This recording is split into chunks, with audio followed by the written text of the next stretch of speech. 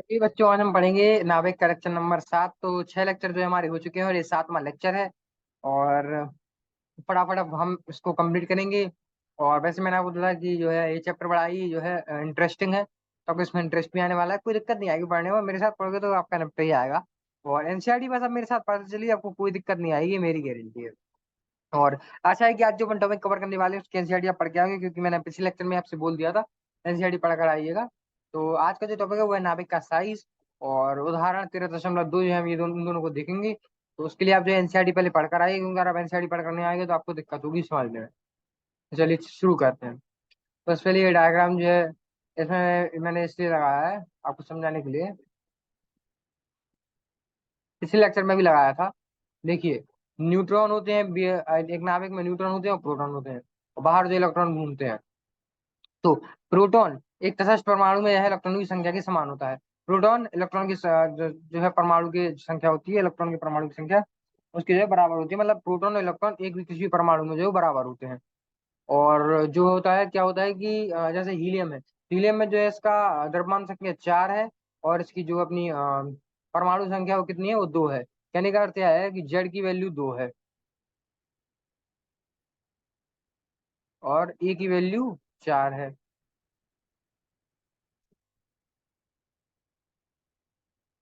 ठीक है, तो ए माइनस जेड कितना हुआ?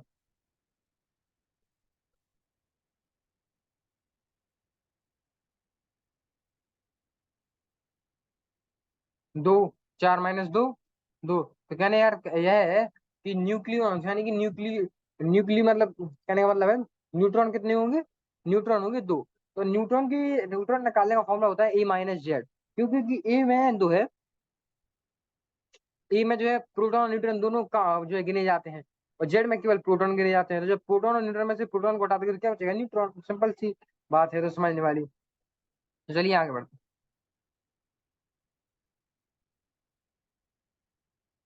तो देखिए फिर ये डायग्राम आता है, तो ये डायग्राम तो ठीक है, तो ये समझने में आपको जो है थोड़ी हेल्प करेगा कि जो है अपना जो नाभिक होता है वो पूरा होता है घन आवेशित आवेश का, धनात्मक आवेश का।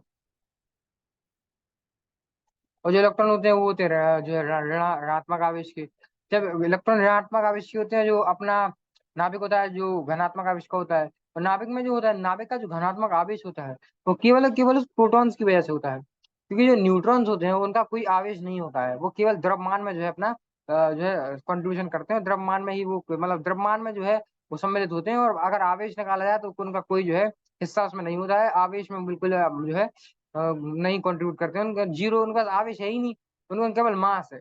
तो वो जो है जो मास नंबर में जो है कह सकते हैं कि द्रव्यमान संख्या जो है उनके पास केवल द्रव्यमान है। उनके पास केवल द्रव्यमान है, उनके पास कोई भी आवेश नहीं है। द्रव्यमान संख्या में इसलिए वो गिने जाते हैं।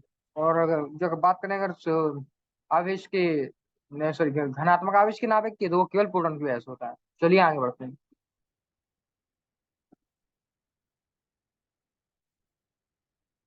हाँ, तो ऐसे प्रकीर्णन प्रयोग करके जिसमें अल्फा क्रम के स्थान पर तीव्र गति इलेक्ट्रॉन की विभिन्न तत्वों के ऊपर बौछार हो गई, इन तत्वों के नाभिक के साइज अत्यंत परिशुद्धता से ज्ञात किए गए। यह पाया गया कि ये द्रव्यमान संख्या के नाभिक की त्रिज्या है। ये हम पिछले लेक्चर में पढ़ चुके हैं, बट मैंने क्या है कंटिन्यूएशन बना रहे हैं, मतलब जो चल रहा था लेक्चर, क्योंकि ये इसके बाद जो मैं पढ़ाऊंगा वो अलग पर हो जाता, तो मैंने सोचा कंटिन्यूएशन के लिए मैं इसको लगा देता हूँ।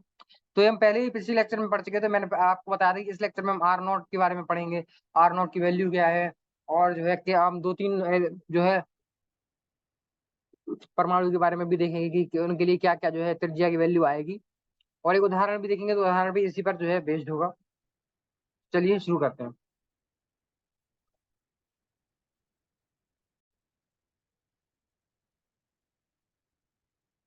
हाँ, तो जहाँ आर नॉट की वैल्यू कितनी दी हुई है, 1.2 × 10⁻⁻15। तो ये जो है 1.2 फर्मी मीटर भी इसको लिख सकते हैं, क्योंकि 1 फर्मी मीटर बराबर कितना होता है? 10⁻⁻15 मीटर। और हम बराबर का साइन लगा देता हूँ, रुकिए जरा।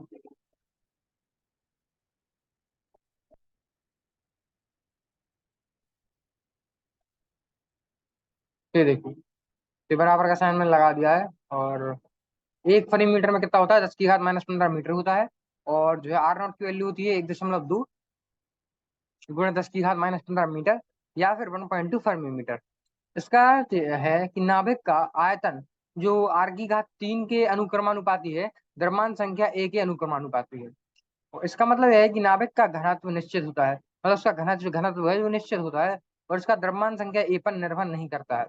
हाँ, घनत्व जो है उसका, जिसको इंग्लिश में डेंसिटी कहते हैं, उसका जो है जो घनत्व है वो निश्चित होता है, और उसका द्रव्यमान संख्या ए पर जो है निर्भर नहीं करता, मतलब द्रव्यमान संख्या से जो बदलने से घनत्व तो नहीं बदलता है। और यह नियम विभिन्न नाविकों के लिए समान घनत्व की तरह कार्य करता है। जैसे जैसे एक जैसे कि एक घन द्रव्य में अलग अलग नाविकों की बूंदों का आपस में तुलना की जा सकती है।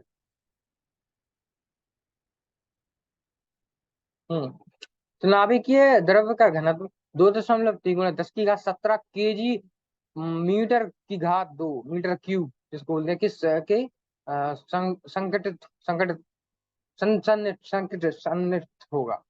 कहने का अर्थ यह है कि जो है इसके आसपास कितने 2.3 × 10⁻17 kg मीटर क्यूब, बहुत हुई डेंसिटी। क्यों? अपन इसको किसकी तुलना में बोलने की बहुत ज्यादा हो गई, तो देखिए आगे, समान पदार्थों की तुलना में घनत्व का यह मान बहुत अधिक है। जैसे कि जल के लिए घनत्व केवल 10⁻³ मीटर क्यूब, केजी माइनस की पावर -3 होता है। और जो कि है इसके लिए जो है केजी मीटर पर क्यूब, तो मैंने थोड़ा गलत लिखा है, मैं सही करता हूँ, केजी पर मीटर क्यूब होता है ना, क्या माइनस आएगा। हम्म क्योंकि जो है अपना घनत्व का फॉर्मूला ही होता है द्रव्यमान बटा जो है उसका वॉल्यूम। हाँ, तो उसके लिए वो है केजी पर मीटर क्यूब आएगा। और समान पदार्थों की तुलना में घनत्व बहुत अधिक है। जैसे कि जो जो जल के लिए घनत्व है वो केवल 10⁻³ है, और ये जो है 2.3 × 10⁻17 है। तब खुद इमेज सोचिए, ये मतलब कहने का अर्थ है कि एक मतलब सामान्य पदार्थ की तुलना में कितना ज्यादा है, कितना ज्यादा। कहने का अर्थ है कि जो है जो नाभिकीय द्रव का होता है वो घनत्व जो है बहुत ज्यादा होता है। तो यह तथ्य आसानी से समझा जा सकता है, क्योंकि परमाणु अधिकांशतः भीतर से रिक्त होते हैं। हाँ, परमाणु जो होते हैं अगर देखा जाए पूरे परमाणु में, वो जो भीतर से रिक्त होते हैं, कहीं जो है रिक्त स्थान ज्यादा होता है, जैसे कि हमने पढ़ा था पहले, जो फिर बताता हूँ आपको।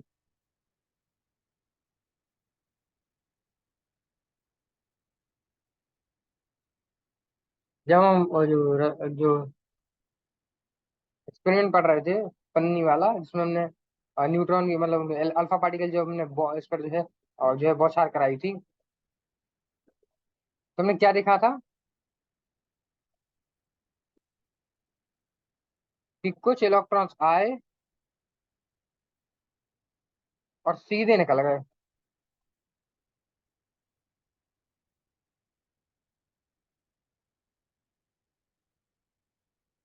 क्यों? क्योंकि जो ये जो गोला दिख रहा है, ये असलियत में ऐसा होता ही नहीं है। ये होता होगा कुछ ऐसा, रुकिए जरा,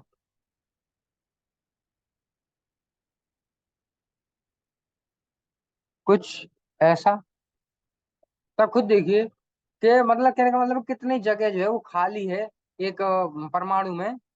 तो जब अधिकांश चीज जो है भीतर से रिक्त होता है, इसलिए जो उसका जो है द्रव्यमान, कहने का अर्थ घनत्व, भीतर से रिक्त होता है, इसलिए उसका घनत्व जो है वो कम होता है। समान परमाणु से बने द्रव्य में बड़ी मात्रा में रिक्त स्थान होता है, जिसके कारण उसका घनत्व बहुत कम होता है। और जो अगर बात करें अपन नाभिक की, नाभिक में ऐसा नहीं होता है, इसलिए नाभिक में जो है उसका घनत्व जो है वह ज्यादा होता है। और नाभिक में जिस समझ लीजिए रिक्त स्थान बहुत बहुत कम होता है, जिसकी वजह से उसका घनत्व जो है वो बहुत ज्यादा होता है। तो चलिए आगे बढ़ते हैं।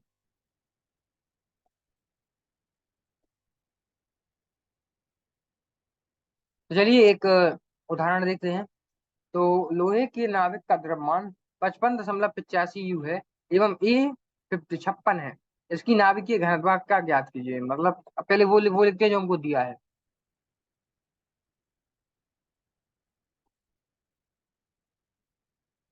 हमको दिया है ए।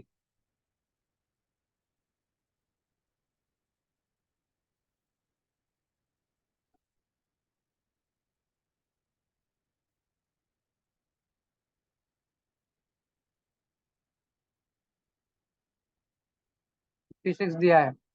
और द्रव्यमान जिसको हम m से दर्शाते हैं, तो कितना दिया हुआ है?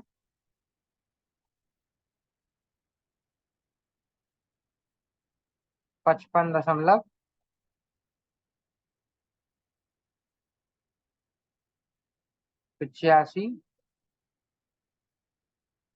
U। ठीक है। तो वो निकालना क्या है? हमको नाभिकीय घनत्व निकालना है, डेंसिटी निकालनी है, जिसको चलिए हम डी मान लेते हैं। इसको निकालना है हमको। ए दिया है तो हम क्या क्या कर सकते हैं? ए दिया है तो पहले हम फॉर्मूला कौन सा इस्तेमाल कर सकते हैं? सबसे अपना जो सबसे फेवरेट फॉर्मूला है, जिसको मैंने आपको बताया था सबसे इम्पोर्टेंट है, कौन सा फॉर्मूला? त्रिज्या का।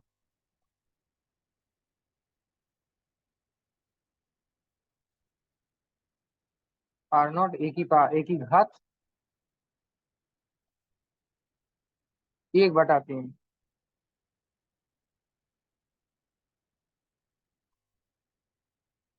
इसको क्या करते हैं, स्क्वायर कर देते हैं, मतलब क्यूब कर देते हैं दोनों साइड से, तो ये क्या हो जाएगा?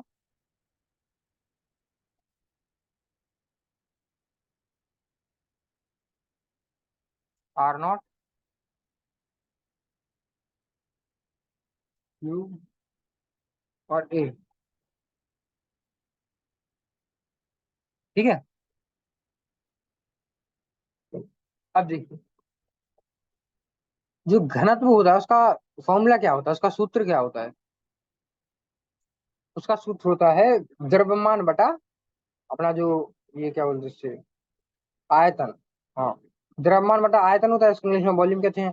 तो द्रव्यमान कितना दिया हुआ है अपन?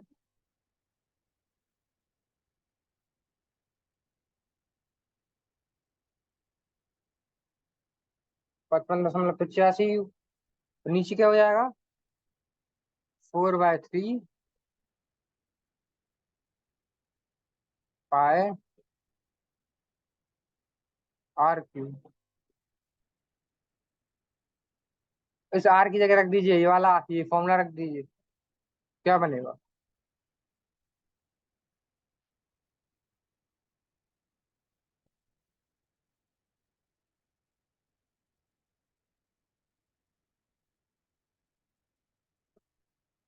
4/3।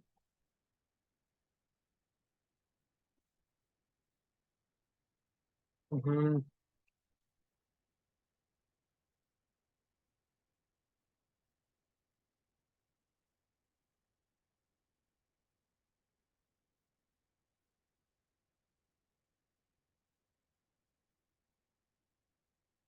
तो आर की क्या लिखना है अपन को?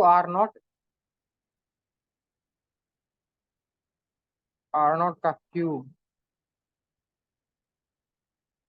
R0 की घात 3 और ए। अब एक काम करते हैं, ए की जगह डायरेक्ट वैल्यू रख देते हैं।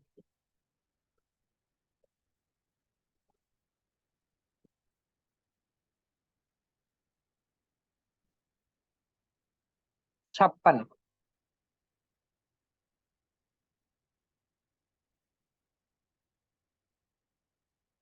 तो बस, अब यहाँ पे R0 की वैल्यू रखेंगे, इसको सॉल्व करेंगे तो हमारा आंसर आ जाएगा, हमारा जो है घनत्व निकल आएगा। चलिए अब इसका एनसीईआरटी में जो दिया हुआ है उसका सोल्यूशन भी देख लेते हैं।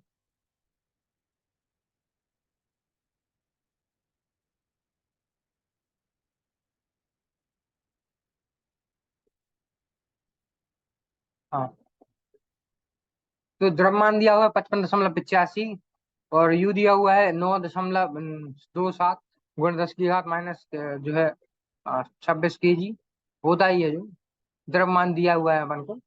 और तो अपन को घनत्व निकालना है। घनत्व क्या? घनत्व होता है द्रव्यमान बटा आयतन। द्रव्यमान बटा आयतन किया, देखो उन्होंने वही किया है। आयतन को क्या लिख दिया? 4 pi by 3 R cube. R cube को क्या लिख सकते हैं? R0 का क्यूब ए। तो बस R0 जो है उसकी 1.2 गुणा 10 की घात माइनस 15 होता ही है। तो बस गुणे 1.2 गुणा 10 की घात माइनस 15 करके बस गुणे 1/56 कर दिया, ये आ गया। मतलब कुल मिला के इन लोगों ने डायरेक्ट फॉर्मूला लगा दिया, डायरेक्ट ही कर दिया सॉल्व। मैंने आपको एक एक स्टेप करके दिखाई, आपने उन लोगों ने डायरेक्ट कर दिया। तो आपको मेरे से करना है तो मेरे से भी कर सकते हैं, दोनों बराबर ही हैं। बस अगर आपको समझ में ना आए तो इसलिए समझा दिया है मैंने आपको कि ये फॉर्मूला कैसे आया और कैसे इन लोगों ने जो वैल्यू रख दी। तो समझिए आप कैसे इन लोगों ने आर की जगह आर नॉट का क्यूब, आर क्यूब की जगह आर नॉट का क्यूब ए रख दिया। और अब देखिए आंसर इनका आया 2.2 × 10⁻⁷ मीटर पर क्यूब। न्यूट्रॉन तारे एक खगोल भौतिकीय पिंड में पदार्थ का घनत्व एक इस घनत्व से 7 तुलनीय है। और यह दर्शाता है कि इन तारों में द्रव्य इस सीमा तक संपिंडित हो गया है कि न्यूट्रॉन तारे स्वयं एक बड़े नाभिक की तरह व्यवहार करते हैं।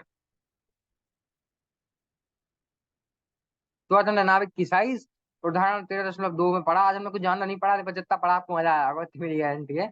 और वो फॉर्मूला जो मैंने आपको पिछले लेक्चर में बताया था, मुझे उसके उस पर जो है फॉर्मूले के बारे में, आपको आर नॉट के बारे में बताना था, एक आध दो प्रश्न कराने थे, तो मैंने एक प्रश्न करा दिया, बहुत है। और उदाहरण जो है बीच में दिया था, तो मैंने वही करा दिया। और जो है मैंने जो पिछला फॉर्मूला बताया था, पहले उसको मैंने बता दिया। और हम कल क्या पढ़ेंगे? कल हम पढ़ेंगे द्रव्यमान ऊर्जा तथा नाभिकीय बंधन ऊर्जा। और इसमें जो है आपको मजा भी आएगा, इसमें मजा आएगा सच में आपको। तो कल की क्लास जो है अच्छे से करनी है। और एनसीईआरटी आप पढ़ के आइएगा पिछले लेक्चर में। जैसे अगर आप एनसीईआरटी पढ़ कर आओगे तो आपको जो अच्छी चीज समझ में आएंगी, और जितना मैंने आज पढ़ा है उसकी एनसीईआरटी पढ़ ही लीजिएगा। तो चलिए एनसीईआरटी पढ़ कर आइएगा, मिलते हैं अपने अगले लेक्चर में, तब तक के लिए धन्यवाद। और एनसीईआरटी जरूर पढ़ के आइएगा। चलिए धन्यवाद, बाय।